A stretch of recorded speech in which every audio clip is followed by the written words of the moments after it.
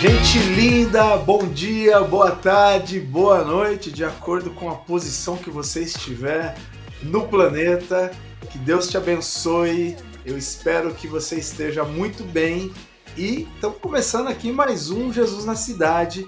E eu quero já começar pedindo, por favor, se inscreva no canal. Por favor, divulgue esse conteúdo para quem você acha que pode ser impactado, para quem você acha que precisa ser estimulado, que precisa ser incentivado a ser a expressão de Cristo, a manifestação do amor de Jesus na cidade, ou seja, onde quer que ele esteja. E eu espero que esse conteúdo esteja cumprindo esse papel na sua vida. Mês de março, dia 8, exatamente agora, na próxima sexta-feira, nós estaremos aqui, né, celebrando o Dia Internacional da Mulher, e meu desafio é fazer entrevistas somente com mulheres nesse mês. E hoje eu vou conversar com uma pessoa incrível que eu tive o privilégio, a oportunidade de participar de uma vigília com ela na semana passada, e no momento em que ela teve a palavra ali, deu um testemunho sobre o qual nós vamos falar aqui no nosso bate-papo, eu quis, em primeiro lugar, conversar com ela, a desafiei a participar aqui do Jesus na Cidade. De pronto, ela topou e está aqui na nossa sala. Eu estou falando de Larissa Deledoni, acertei? Nome italiano.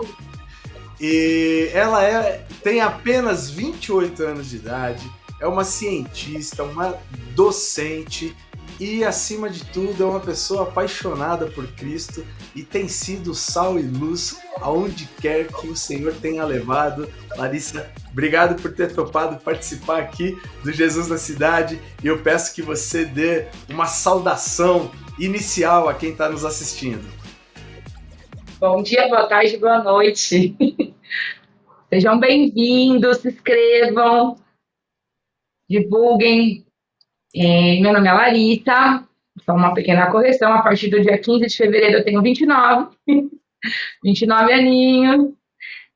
Sou docente, formada pela Universidade Federal de São Paulo, leciono no Colégio de Zati, sou uma professora de ciências, leciono também matemática e química. Muito bom. Você, então, é uma pessoa, apesar de ter um grande coração, de ser essa pessoa super humana, tá? Mas da exata, uma cientista. E é sobre isso que eu queria começar falando contigo. Aliás, uma coisa que eu também queria trazer aqui, né, nessa introdução, diferente de todas as pessoas, né, que passaram por aqui, que estavam à frente de um ministério, de um projeto, hoje o papo vai ser um pouco diferente. De verdade, sim, a Larissa tem muitos projetos, tem o seu ministério também, mas hoje a gente vamos conversar aqui sobre as experiências dela no que diz respeito a ações, né, de evangelismo, de impacto na vida das pessoas com as quais ela tem interagido, e também na ação direta de Deus na vida dela. E, Larissa, eu queria começar te perguntando sobre algo que, inclusive, você colocou no dia em que nós participamos da vigília, que foi o fato de você ter feito uma faculdade de exatas, conforme já foi colocado aqui, um ambiente científico, um ambiente onde a crença no divino e em Deus é algo que não é comum. De verdade, é um ambiente que chega a ser hostil, né, para as questões ligadas à fé e à espiritualidade. E você estava falando para jovens naquele momento, os desafiando em detrimento desse desafio sobre o qual você viveu, a ser sal, a ser luz, a não abrir mão da sua fé em momento nenhum. E foi isso que te deu autoridade de trazer essa fala, porque você viveu esse testemunho. Então, eu queria que você contasse um pouquinho como é que foi viver na academia ali, no ambiente que respira-se, vive-se ciência, você professar, viver a sua fé ali diante de muitas vezes de dúvidas, de hostilidades, de resistências, e aqui eu estou colocando aqui algo que eu acho que você enfrentou, mas eu quero que você confirme ou não essa minha afirmação. Com certeza. Principalmente por ser uma faculdade é, de ciências, né? Onde as pessoas parecem que precisam fazer com que você escolha um lado a seguir, né? Que não é o da fé. Mas, como eu sempre disse, que a fé e as ciências elas não estão dissociadas, elas caminham juntas. Se formos fazer um estudo, inclusive eu tive um projeto na igreja onde eu congregava, onde eu fiz essa associação de Gênesis e Apocalipse, a aproximação entre a ciência e a Bíblia, Deixa eu né? só interromper um segundinho, que é algo que é importante a ser dito. A Larissa, ela faz parte da membresia da IA Church, igreja a qual eu também frequento, sou pastor. Ela é oriunda da Igreja do Evangelho Quadrangular, igreja conhecidíssima, né, Brasil afora, e eu acho importante que vocês saibam disso também. Sim, foram 14 anos de Igreja do Evangelho Quadrangular e hoje eu sou membro há 3 anos da IA Church. E nesse contexto, na faculdade, parecia que eu tinha que escolher um lado e esse lado era o ateísmo, vamos ser, né, bem diretos. Então, dentro do contexto acadêmico, muitas vezes eu fui confrontada de modo a ter que, infelizmente, é, confrontar o professor, né?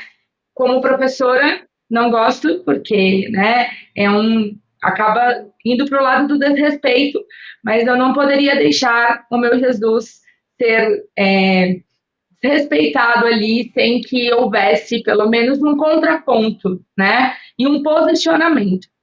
Muitas vezes em detrimento de outras coisas. Então, a professora às vezes colocava, o meu respeito ao funk, mas imagina, um cientista acreditar em Deus? Como isso? Como que você vai colocar numa aula de evolucionismo? Como que você vai colocar a teoria? Vai falar de criacionismo nesse contexto? Então, assim, parecia que você tinha que escolher um lá. E eu Mas estagiei também. isso, inclusive, o parâmetro estabelecido, né? O que tem a ver uma manifestação Uma, cultural com a, através da música, com a confissão não, de cada pessoa. não tem muita, Engraçado isso, eu não né? tenho muita associação, mas passei por algumas situações. Uhum. E os colegas também. Os colegas foram o menor dos problemas. Muitas das vezes foram mais os professores pegando um pouquinho pesado nas falas. Não eram falas diretas, né, direcionadas, no caso, a mim. Eram mais, no geral mesmo, a fé, né? É, e eu estagiei 2 anos na USP, laboratório de pesquisa Deixa eu só em te fazer uma ciências. pergunta, mas você identifica que isso era porque estava identificado que dentro daquele grupo tinha uma pessoa que tinha uma confissão de fé, ou era algo que estava sendo jogado ali a esmo? Não era porque tinha identificado alguém que tinha uma confissão de fé. Tá. Porque no primeiro momento, o primeiro embate que eu sofri foi numa aula que a turma era dividida, nós éramos em 100 alunos, turma A e B, eu era da turma A, e nós tínhamos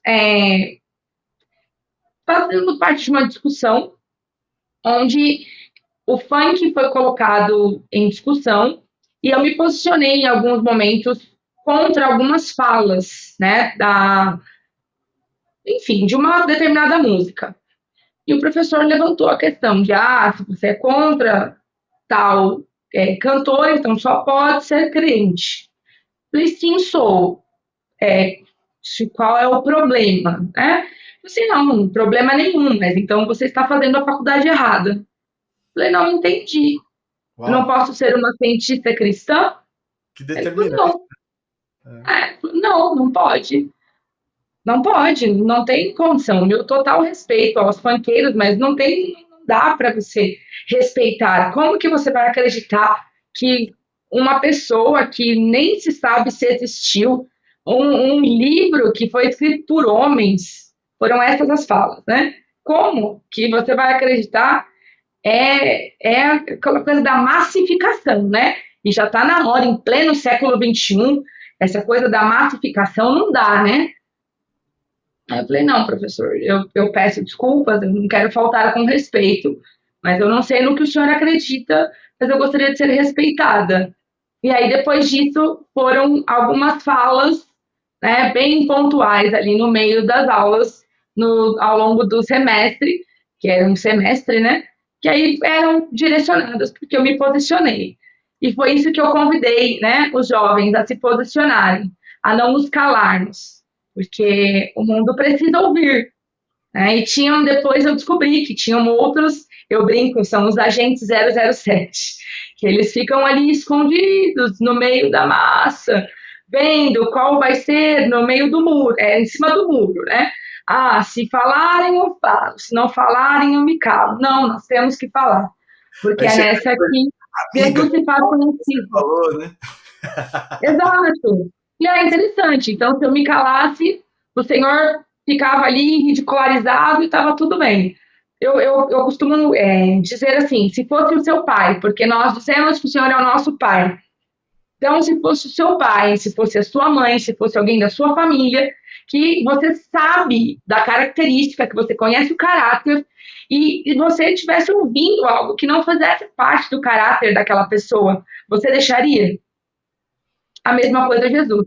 Se você anda com ele, se você conhece ele, de com ele andar e não de ouvir falar, você não vai deixá-lo ser ridicularizado, você vai se posicionar.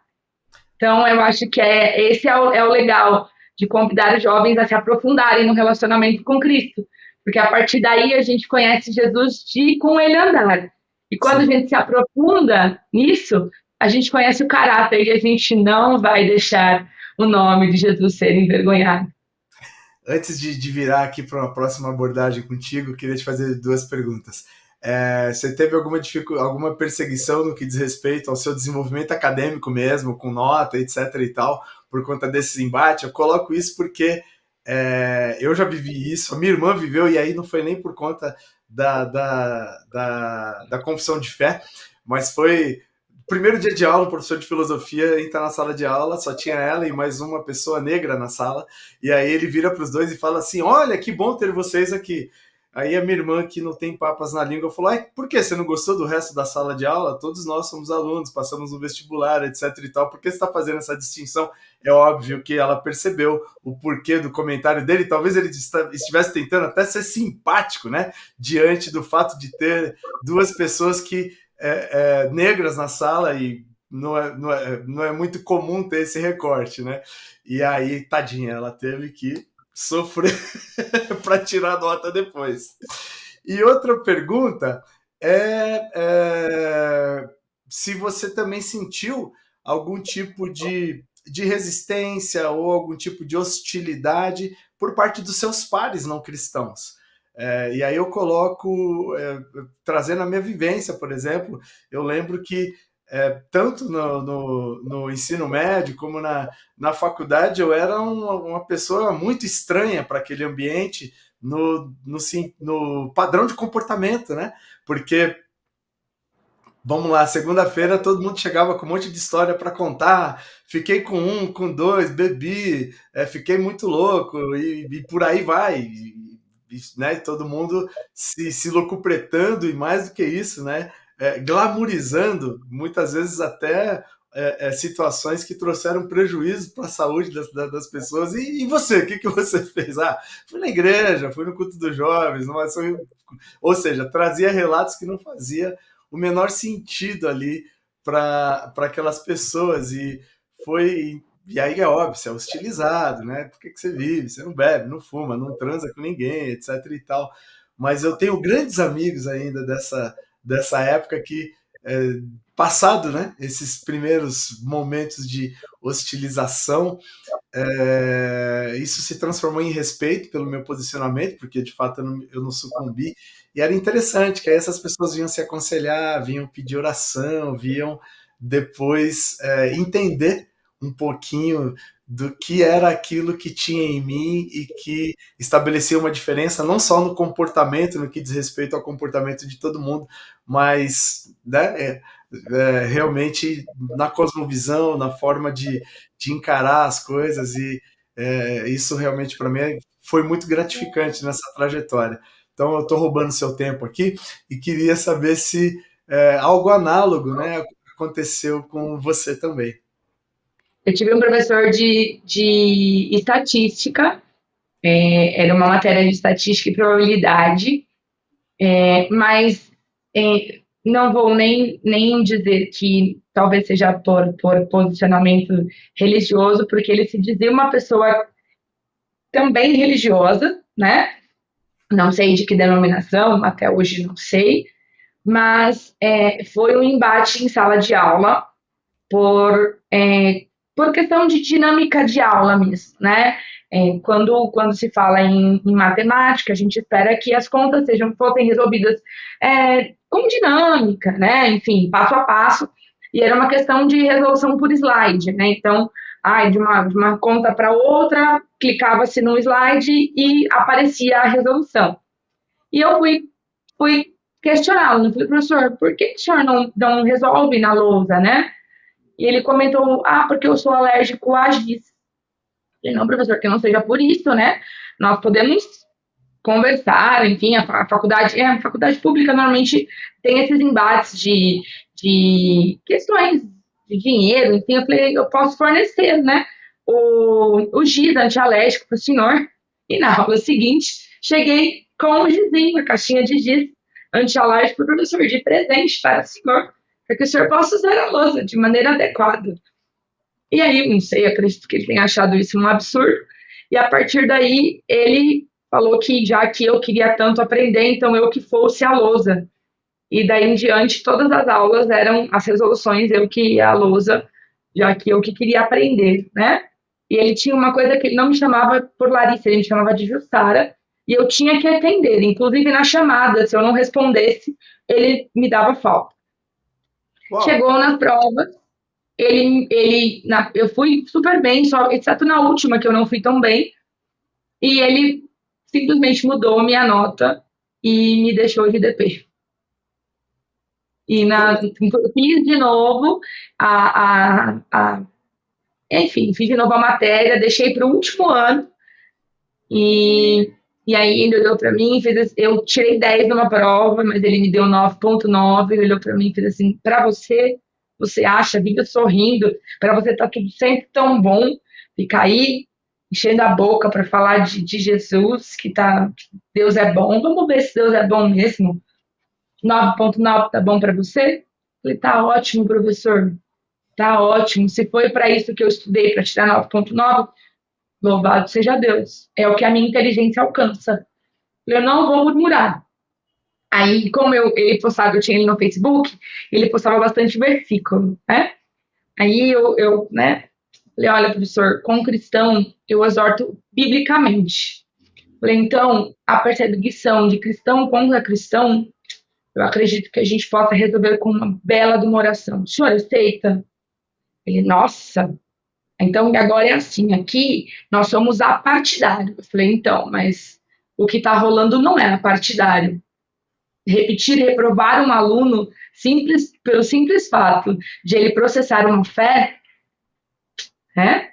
É difícil. E aí ele me passou, mas assim, a média era 6, e ele me passou com 6, e eu tinha nota para 8,5, enfim. Só que eram coisas que, né, você não tem a quem recorrer. O coordenador, o professor concursado, o professor não vai. E esse professor era o professor que tinha maior índice de reprovação. Tinha gente que desistia do curso, porque tinha uma matéria que dependia dele para passar, E as pessoas levavam laudos de psiquiatra que estavam com problemas emocionais devido às pressões psicológicas. E aí eu comentei com ele, falei assim, olha, eu resolvo com o senhor em oração, eu não vou pagar psicólogo. E aí ele olhou para mim, deu risada, e falou assim, achei muito forte o que você me disse. Falei assim, sim, porque o senhor me ensina a orar pelos que me perseguem. Falei, o dia que o senhor precisar, eu estou aqui. Aí ele me passou. Então Eu foi um acho. embate. Na graduação, e tanto na escola, né? Eu estudei em escola católica. Minha mãe é professora, minha tia é professora, venho de uma família de professores. E graças a Deus eu nunca sofri devido à questão religiosa. Meu pai é presbítero, então eu nasci em lar cristão. Sempre tive uma conduta diferente, né? Então, eu não falo palavrão, nunca bebi, nunca fui uma balada, a vida inteira de vigília, e uma questão de. Minha mãe foi uma mãe que soube dizer não, e eu sou muito grata pela criação dos meus pais. Tudo que eu sou e com Deus e que tenho, eu devo à criação deles. Louvo a Deus pela vida deles, porque cumpriram o ensino à criança, o caminho que se deve andar, que ainda velho, não desviará dele, né? Louvo muito a Deus por isso. E não tive embates, assim. Tive questões muito, mas assim, eram mais, porque, sabe aquela coisa, chega, não vou muito com ela, vou usar isso para persegui-la. Mas não era uma coisa da maioria. Então, eles achavam engraçado, principalmente, o não falar palavrão. Então, o não falar palavrão e não beber na escola, no ensino médio, teve uma vez só, com 15 anos, numa festa, a única festa que minha mãe me liberou para ir, e aí os meninos apostaram. Um apostou R$ 100 que eu não beberia, que era um colega que sentava comigo, enfim, que estava bem próximo a mim, e outros apostaram 200 que eu beberia, ou 50, não lembro na época.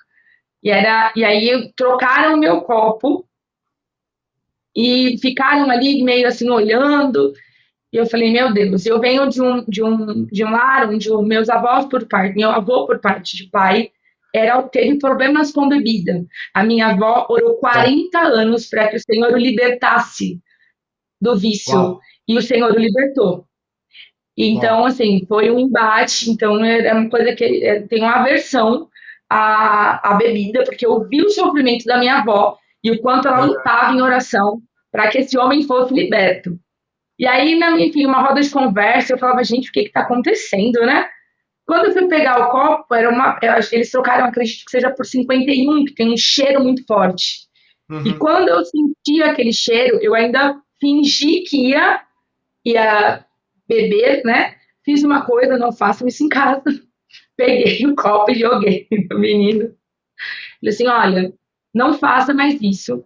Primeiro porque eu nunca bebi e eu poderia entrar em coma alcoólico, né? Porque é um teor alcoólico alto e você poderia assustar meus pais, acontecer uma coisa muito grave por um simples prazer de me ver alcoolizada, E que né? loucura, né? Porque assim, após Eles ter se eles pautado, tinham esse fetiche, era uma coisa após declarada. beber de Eles forma tinham, consensual, né? E não numa trapaça, né? Que maluquice. eles tinham esse fetiche de me ver drogada e falando palavrão. Era um fetiche. Eles falavam assim, Larissa, fala palavrão pra gente. Gente, aí eu falava pra eles, eu falava assim, me cita um versículo bíblico. Boa. Já que você é uma troca. Eu não vou falar palavrão, você vai ensinar um versículo bíblico? Não. Vamos numa balada. Eu falei, você vai num culto? Se você for no culto, eu vou numa balada. Mas você tem que ir no culto primeiro. Falei assim, você se for no culto e gostar, e aí Jesus tocar profundamente, aceitar Jesus, eu não vou na balada e você vai comigo no culto. E aí? Pra sempre. Como é que vai ser? Aí você pega pesado, né? Eu confio no Deus que eu sirvo. E eu sei que se você for, ele te pega de jeito e você não larga mais. E aí eram esses embates, assim. Então eles não, depois disso, né, que eles perderam a aposta, enfim, e levaram ainda uma bronca minha, né, porque os pais nem ficaram sabendo.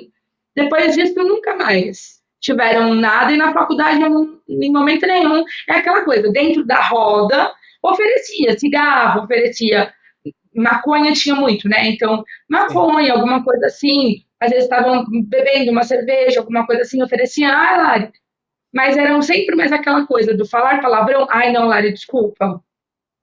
Então pediam mais desculpa, então estava bebendo e saía da minha presença, não, vamos beber ali, porque a Lari, né, não, vamos fazer ali. Então, assim, era mais essa questão de respeito do Transforma em que qualquer a coisa. hostilidade. Eu também tenho esse registro muito claro, assim, pô, peraí, não podemos falar. E é engraçado que na facul, por exemplo, o meu apelido era pastor, né?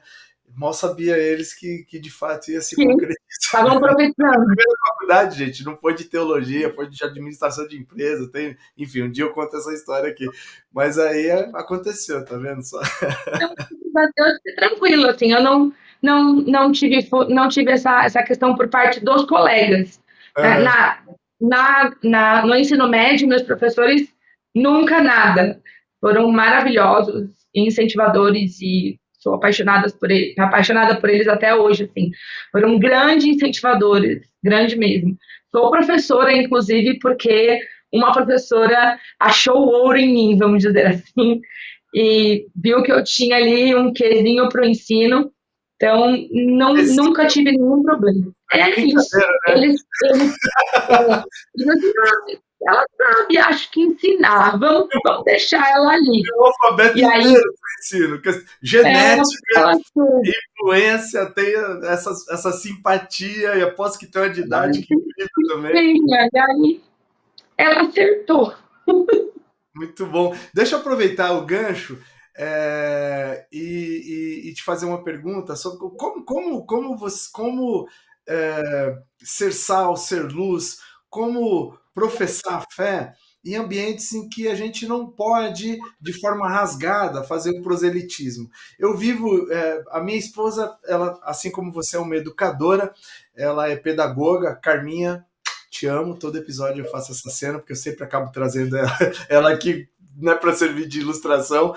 E uma das coisas que a gente fala muito, que de vez em quando ela entra até num conflito, é o fato de, nesse ambiente, não poder, né, ficar a todo momento, a não ser que você seja perguntado, que você seja arguído, que as pessoas queiram que você, por exemplo, as aconselhe ou, né, faça uma oração por elas e vira e mexe por conta do testemunho, da conduta dela, isso acontece. Ela é diretora de um centro de educação infantil que funciona em regime de parceria com a prefeitura da cidade de São Paulo. Mas, e aí, eu, a todo momento, eu falo, cara, você está influenciando pelo seu testemunho, pela sua conduta, as pessoas estão vendo, né, que você, de fato, tem uma conduta diferente, e é exatamente o que acontece. Vira e mexe, ela, os pais, né, vêm perguntar para ela, meu, como que você tem alguma coisa diferente? Não é possível.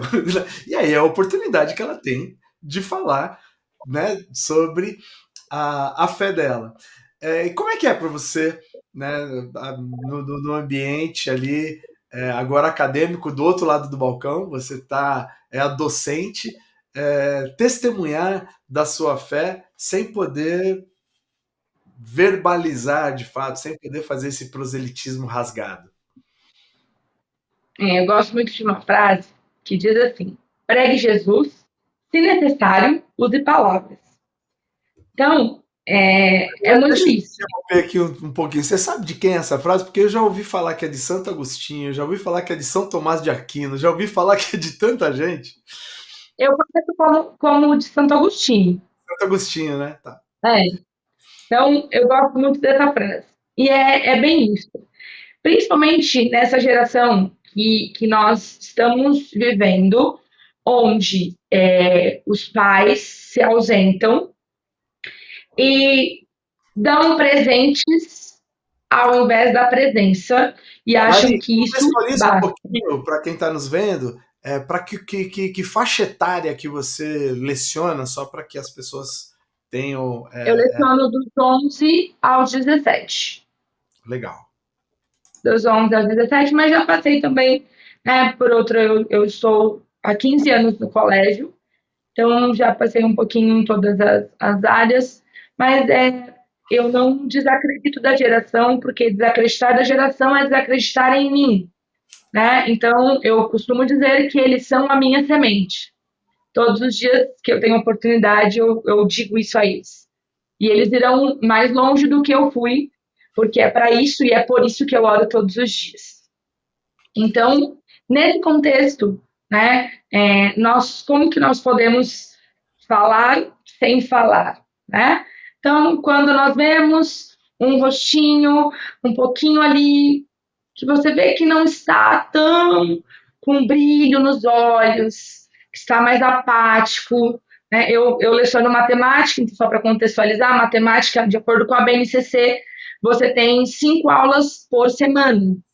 E em determinadas turmas eu leciono matemática e ciências. Então, são 5 de matemática e 3 de ciências. São 8 aulas por semana. Está nos Eu acabo... assistindo, BNCC é Base Nacional Comum Curricular. Isso. E aí, eu tenho aula com eles todos os dias, né? Acabo criando um vínculo com eles, enfim, então nós conhecemos um pouquinho como os pais conhecem, claro que não como, né? Mas assim, a gente conhece o olhar, conhece um gesto, uma falta ou ausência de sorriso para quem é sempre extremamente sorridente. Então, nesse momento é o momento de perguntar como você está hoje, né? A propósito te ajudar, você quer um abraço, e aí às vezes assim você apresenta Jesus, né? Você começa ali falando, ou então, por que você está sempre tão animada todos os dias? Ah, é porque, né, a alegria do Senhor é a nossa força. Ah, mas como assim a alegria do Senhor é a nossa força? Porque nós podemos ver a alegria mesmo sem que a alegria esteja ali, né, fisicamente, ou enfim, nós podemos ter esperança em outras coisas que não sejam nessas coisas terrenas que nós estamos vendo, porque hoje eles têm muita dificuldade nessa questão de para onde vamos. E depois da morte? E se eu morrer hoje? Para onde eu vou? O que vai acontecer comigo? E os meus pais? E essa separação? E se meu pai morrer? Então, são muitas dúvidas e eles são bombardeados de todos os lados, todas as horas. Eles são 24 horas bombardeados por 20 segundos nas mídias sociais, enfim, e isso acaba, e eles ficam às vezes muito tempo sozinhos e sendo ali alimentados por essas questões. Então, quando eles não sabem lidar, não expressam, vai ficando ali e aí culmina para as aspas, né? Doenças do século. Então, nesse momento, você apresenta Jesus como a alegria, apresenta Jesus como a esperança, apresenta Jesus como uma possibilidade de uma nova vida. Você apresenta Jesus como um abraço, você apresenta Jesus como uma novidade de vida, você apresenta Jesus como um novo fôlego, você vai apresentando as multi. É, as multi. Como é que eu posso dizer? Características, a multiforme graça, né? Vamos dizer assim, de Jesus, né? Você vai colocando ali Jesus sem expressar o nome de Jesus, né? Mas você sendo aquela pessoa que não costuma reclamar muito da vida, que está ali sempre com um sorriso no rosto, com um olhar atento, com um abraço, isso vai fazendo diferença. Eles percebem muito essa questão, às vezes, de como você está, dá para perceber a falta quando o aluno falta e você às vezes, eu tenho o costume de ter o contato ou o Instagram, viu que você não veio hoje, está tudo bem? Nossa, você notou a minha ausência. Claro, dá para estar com você todos os dias. Às vezes eu brinco e ligo, né, por vídeo. Eu falei, ué, o que tá fazendo em casa que não veio para a escola hoje? Nossa, alguém se importou comigo. E Jesus é aquele que se importa com a gente. Então, há alguém que se importa com a gente. Então, nós vamos apresentando quem Deus é, né, ali naquele movimento. Então, é o que eu costumo falar em sala de aula, principalmente quando nós entramos no nono ano, que tem um pouquinho essa questão de evolução, né? Então, eu falo, a Pro é cientista, e como cientista eu explico ciência. Mas, se você me perguntar, Pro, no que você acredita? Aí eu posso te explicar, né? Eu acredito que Jesus Cristo, né? Ele voltará, ele salva, ele cura, e e aí a gente vai colocando ali Jesus no meio da ali do contexto, principalmente quando eu falo que canto na igreja, né? Eles, ai, Pro, canta um pedacinho pra a gente quer te ouvir cantar. Aí você canta uma palhinha, ai, Pro, quanto você canta na igreja? Quando que vai ser? Ah, vai ser dia X. Aí começa, ai, vou ver a Pro cantar, né? E aí Jesus vai fazendo a parte do Espírito Santo, que é o que convence. Comece. Nessa de ver E a Pro isso é muito cantar, legal. você tem 5 alunos, né, na Eu igreja, já tenho, batizados, que bênção, que bênção. eu tenho Parabéns, essa graça parabéns de ter. por ser. Eu tenho batido muito nessa tecla, assim, nos espaços que eu tenho oportunidade de falar sobre missões, sobre. A gente tem, infelizmente, no nosso meio, um entendimento sobre missão, sobre a grande comissão, de que somente quem está dedicado num campo transcultural, né, que deixou a sua rotina e meio, que é somente a pessoa que esteja nessa condição, ela está na missão, né? Ela é um missionário. E eu sempre tenho batido na tecla assim que aonde quer que o Senhor nos leve, esse lugar é um campo missionário e nós temos que com inteligência, com sabedoria, com discernimento, respeitando as leis vigentes, que é o que você está fazendo. Você não pode, né, chegar ali e apresentar o plano de salvação para os seus alunos ali de forma rasgada, porque isso vai contra as leis do seu país, mas da forma que você pode, você tem apresentado a Cristo às pessoas, aos seus alunos, eu tenho certeza, aos seus pares ali também, docentes, né? E esse testemunho realmente me dá gancho para essa fala, sabe? Vivam, né, intencionalmente transmitindo as verdades do Evangelho através do seu testemunho, se importando com as pessoas, de fato atento à condição delas, à falta delas, à ausência delas, à presença, e quando essa presença também denotar que ela tem, esteja passando por algum tipo de dificuldade, tudo isso com certeza marca, né, a vida da pessoa, porque você está sendo a expressão da essência de Deus, que é o amor, e isso vai fazer com que elas, vai salgar a língua delas, para que elas tenham vontade de beber da água viva que é Cristo. Parabéns, Lari, por caminhar dessa forma, de verdade. Obrigada.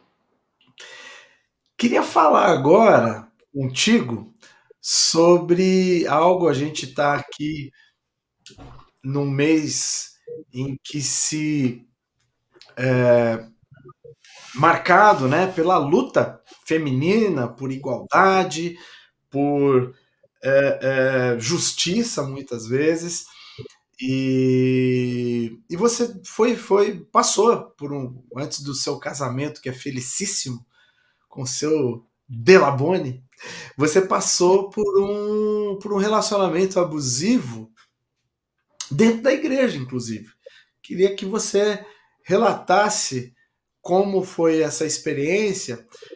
Primeiro porque, né, muitas vezes a gente tem o entendimento de que isso não acontece, né, num relacionamento entre cristãos, né, que a igreja é um lugar de pessoas perfeitas, e não é bem assim que isso acontece. Muitas vezes a igreja, sim, é um ambiente hostil para as mulheres, é um ambiente de preconceito para as mulheres, e, sobretudo, nessa abordagem específica do relacionamento matrimonial, Muitas vezes a mulher está ali em situação de risco, em situação de violência, e ao invés dela receber apoio, uma rede de proteção, às vezes ela é estimulada a continuar nesse lugar onde ela está sofrendo e sendo abusada e sendo vítima de violência, porque a Bíblia e Deus não aprovam o divórcio. E nesse caso, a Bíblia sim dá, outorga a quem está sendo vítima de violência sair dessa situação.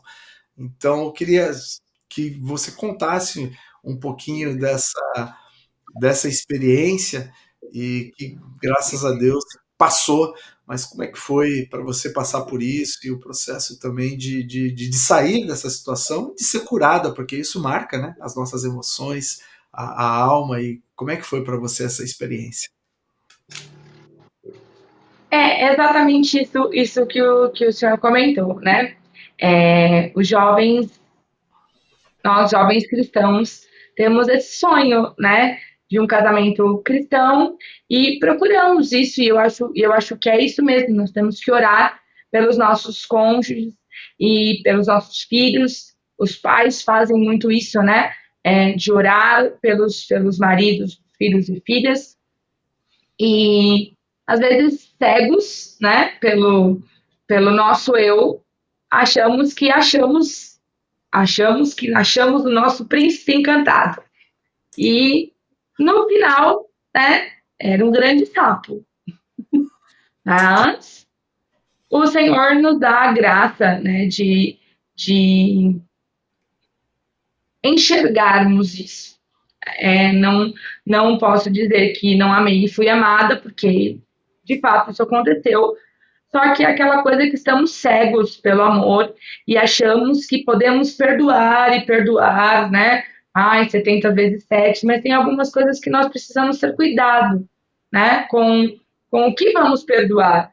Uma agressão, a gente perdoa a primeira vez, mas, né? Você sabe se ela vai se repetir, se aquilo vai virar costumeiro na sua vida?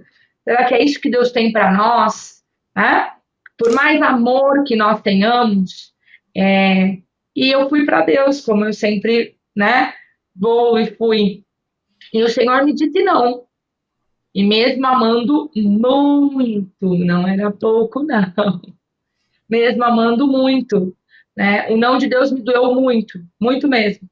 Porque é aquela coisa, nós esperamos que o Senhor mude a pessoa, né? Nós cremos que o Senhor vai mudar a pessoa, que a pessoa vai ser restaurada, renovada, enfim. Mas talvez o Senhor vai fazer isso, né?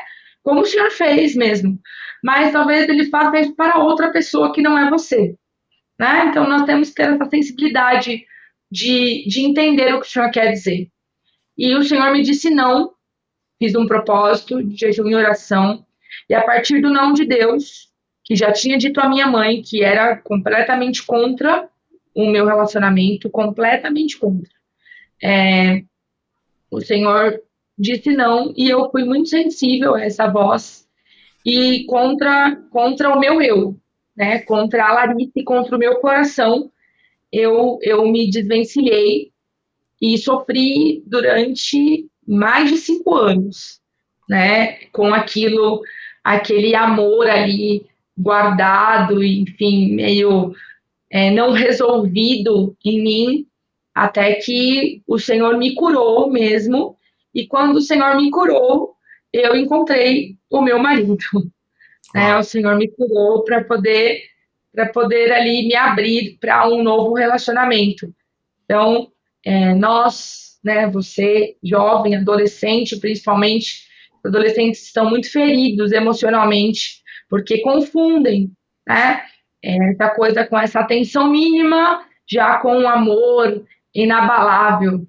Então, estejam atentos a pegar, né, um pouco mais forte, estejam atentos a subir o tom de voz, estejam atentos a como fala, né? Ninguém tem o poder de te xingar, tá? Nem por brincadeira, nem colocar a mão em você. Você que delimita esse espaço, né? Tenha cuidado. Começa na brincadeira, mas eu costumo dizer que toda brincadeira tem um fundo de verdade. Então, se ame em primeiro lugar. Te ame porque o Senhor te amou e você é templo do Espírito Santo. Você é imagem e semelhança de um Deus que é infinito em graça e misericórdia.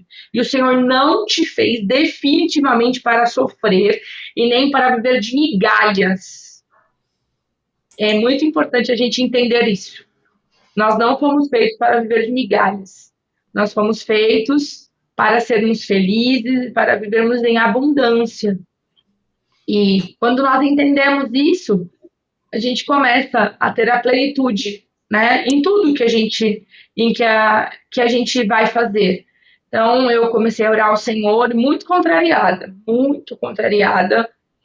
Eu tomei uma decisão, muito contrariada, porque era uma família, assim, maravilhosa, né, porque é uma família maravilhosa, e não tinha, assim, nada que desabonasse, né, mas Essa contrariedade, você acha que é fruto? É óbvio que tem toda uma questão de projeção, você está colocando um ponto aqui que é importante nessa equação, que é conhecer a pessoa, a família, etc e tal, mas né, o que você estava chamando de amor, talvez não seja muito mais essa coisa que inclusive está na nossa cultura cristã, né, do casar, nós casamos, né, muito cedo, inclusive, mas não está mais na conta de uma carência afetiva ou de dar um cheque nessa questão, né? Ou tenho que resolver o casamento, da pressão social que tem também em cima da questão do casamento, do que propriamente o sentimento, porque por conta desse contexto, né, de você estar sendo vítima, né, de violência verbal, de assédio moral e por aí vai? completamente. E acredito muito que eu sempre fui obesa, né? Eu tenho um problema de saúde, né? Eu tenho asma e, enfim, faço uso de corticoide desde os 6 meses de vida.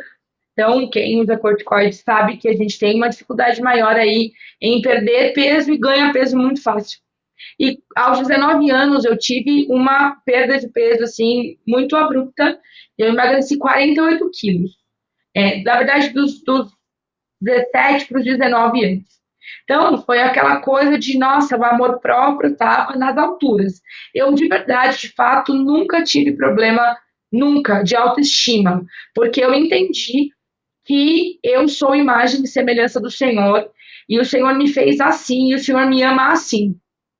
Tenho que melhorar o corpo físico? Tenho, porque é uma questão de saúde. Não estou aqui levantando a bandeira que obesidade é uma coisa normal. Não, obesidade é doença e sempre será, até porque se eu falasse isso, eu não seria uma cientista, né?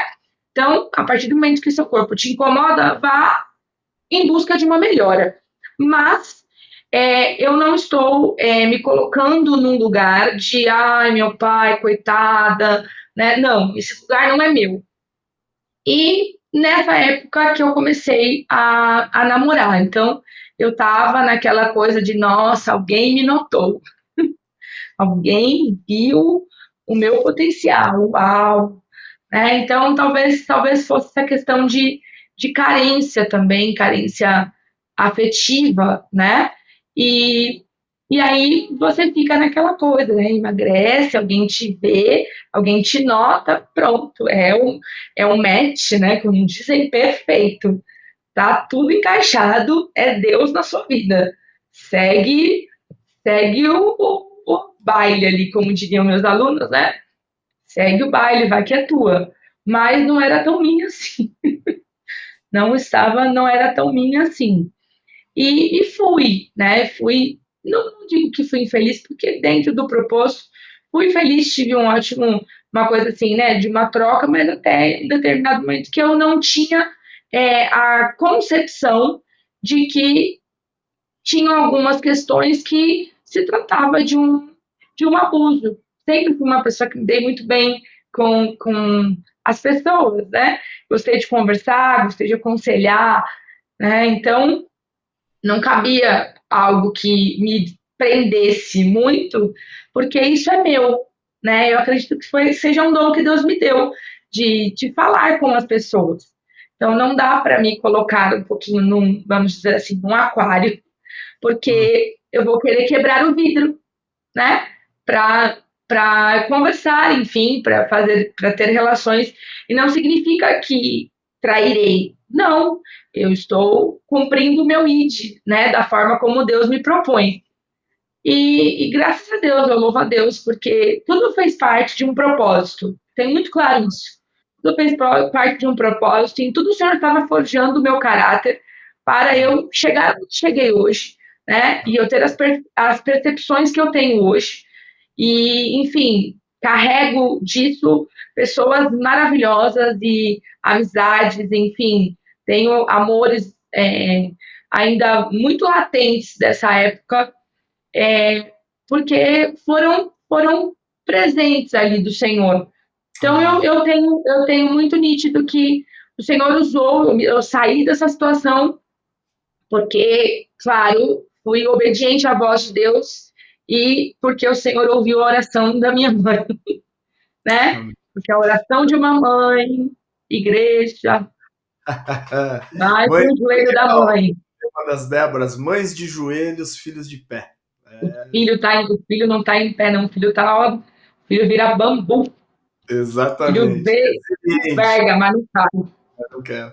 Deixa eu só te fazer uma última pergunta para esgotar e talvez você não consiga responder e tá tudo certo. Mas esse agressor, ele percebia que ele estava tendo, que ele era um agressor de fato, porque eu estou te fazendo essa pergunta porque a gente, né, e aí temos que reconhecer, vivemos numa cultura extremamente machista, em que muitos comportamentos são normalizados, né, no que diz respeito a nesse arcabouço do relacionamento matrimonial. Tem muitas coisas que homem pode fazer e mulher não pode fazer, por exemplo. Né? Você acha que havia essa percepção da parte dele do tão que era uma agressão de fato e do mal que aquilo estava te fazendo? Não, acredito que não, que talvez se ele for assistir, né, ele vai se surpreender. Porque não, a resposta é não em absoluto.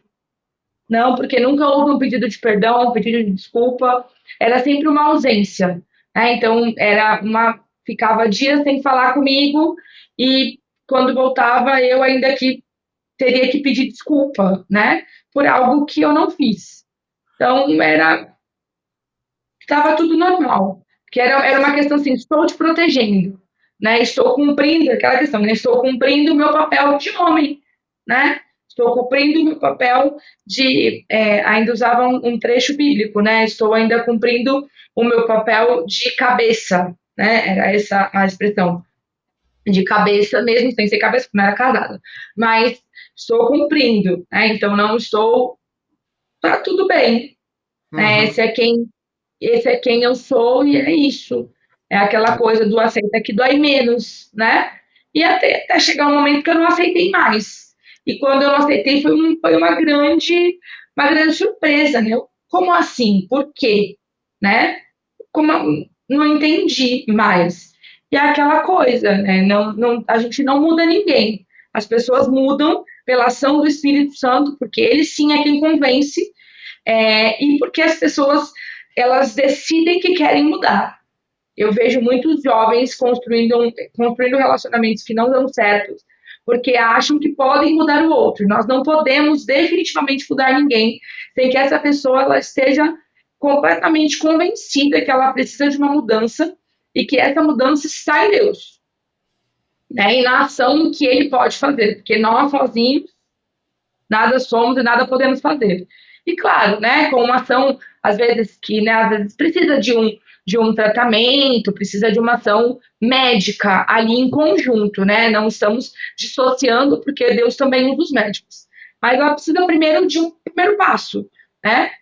É a mesma coisa que um dependente químico, né? Um Sim. dependente químico, se ele não tiver aquela coisa de eu quero sair dessa situação e ele mesmo decidir por isso, se a família obrigá-lo aí, ele voltará com certeza, né, nas recaídas e assim virará aquela bola de neve.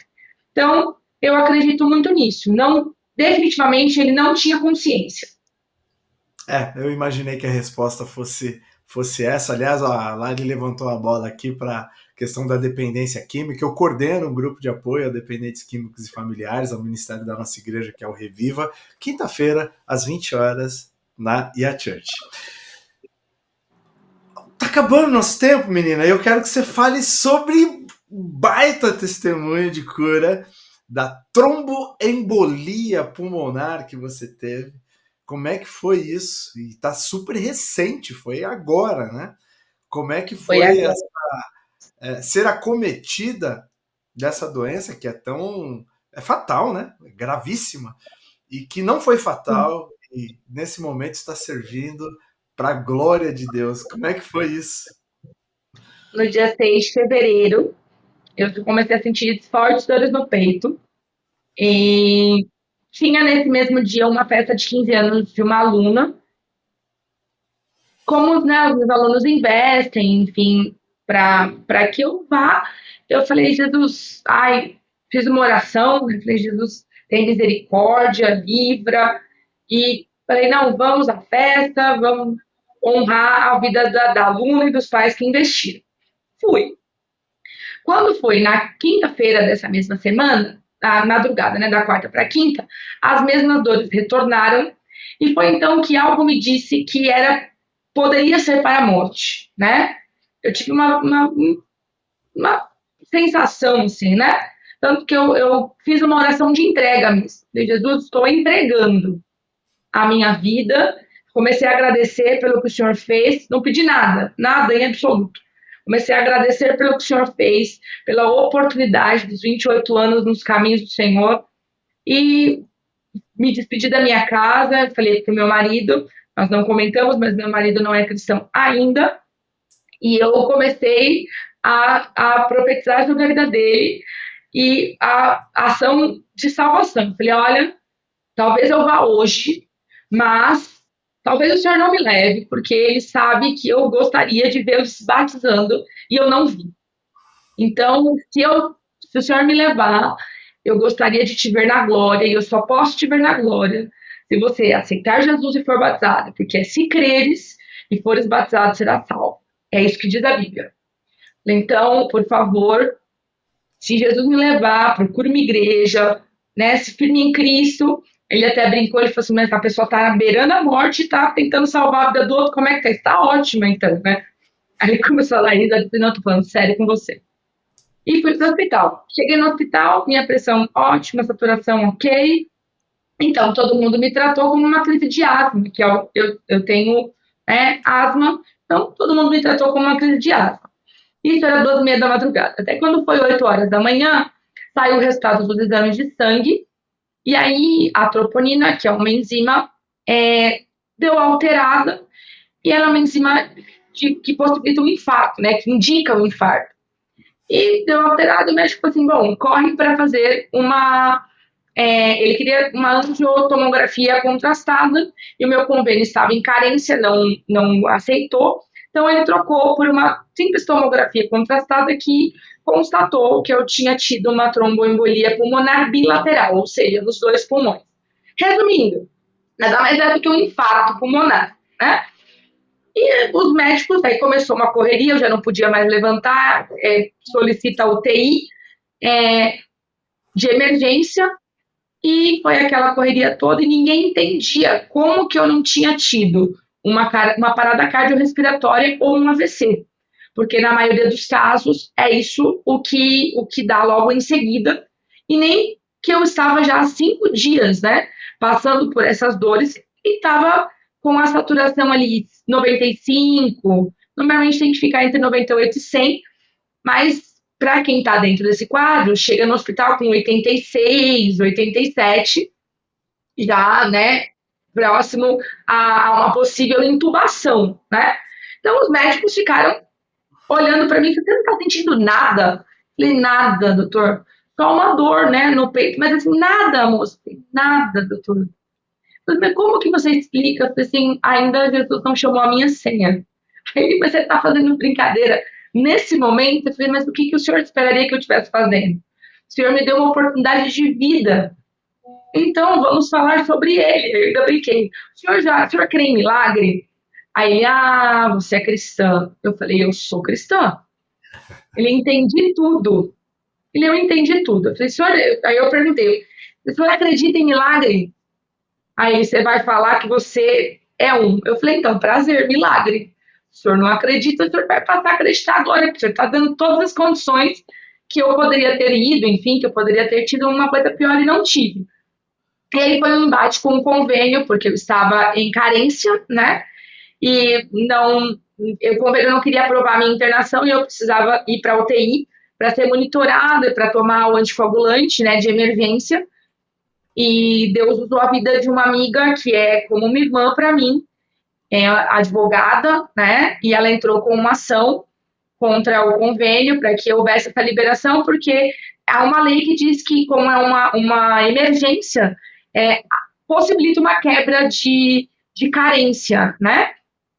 E ela entrou com um pedido às 9 da manhã. Eu estava naquela fase de observação, né? O convênio libera 12 horas de internação no hospital para observação. E eu não podia simplesmente ser removida, porque eles falavam que isso era muito perigoso, que a trombose podia ir para outros membros, para o coração, para as pernas, enfim, que qualquer remoção era muito perigosa.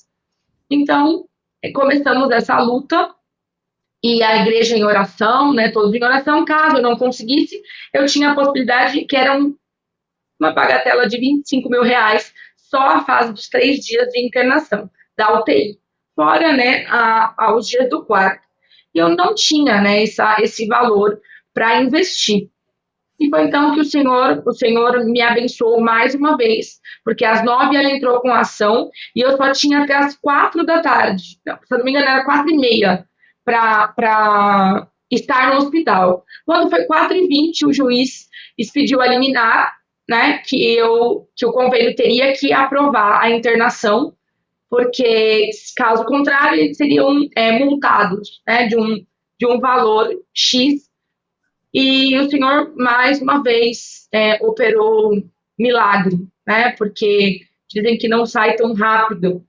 E aí o hospital falou, não, você fica aqui, a gente te transfere, e 5h30 eu já subi para a UTI, e assim foi, né? Eu pude falar do amor de Jesus ali dentro da UTI, depois pude falar do amor de Jesus no quarto, ficou comigo uma companheira de quarto, também sofria bastante problemas emocionais, né? E ali, todos os dias eu fazia a minha devocional, levei minha Bíblia, né?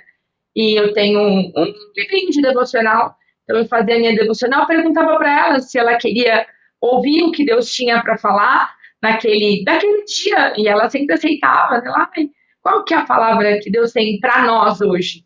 E eu tive ali a possibilidade de contar as minhas experiências com Deus, e eu fiz aniversário dia 15 de fevereiro, e só agradeci, né? Nesse dia eu estava internada, na madrugada, eu tenho o costume de passar, né, a madrugada do meu aniversário em oração, e eu não pedi nada para o Senhor, eu só agradeci, eu só pedi um mimo, né, que seria a minha alta nesse dia, porque meus alunos já tinham voltado, e aí eu sou extremamente apaixonada por aquelas crianças que me fazem companhia diariamente, eu sempre me emociono quando eu falo deles, e eu já estava com muita saudade da sala de aula, e eu falei, Jesus, eu tô com saudade dos meus alunos, né? Eu gostaria de voltar para a sala de aula, voltar para lecionar, porque eu não sabia nem se eu voltaria, tanto que quando né, fui diagnosticada, enfim, e falaram que seria grave, que não saberiam se eu teria uma possibilidade de vida, eu deixei uma carta para eles, né,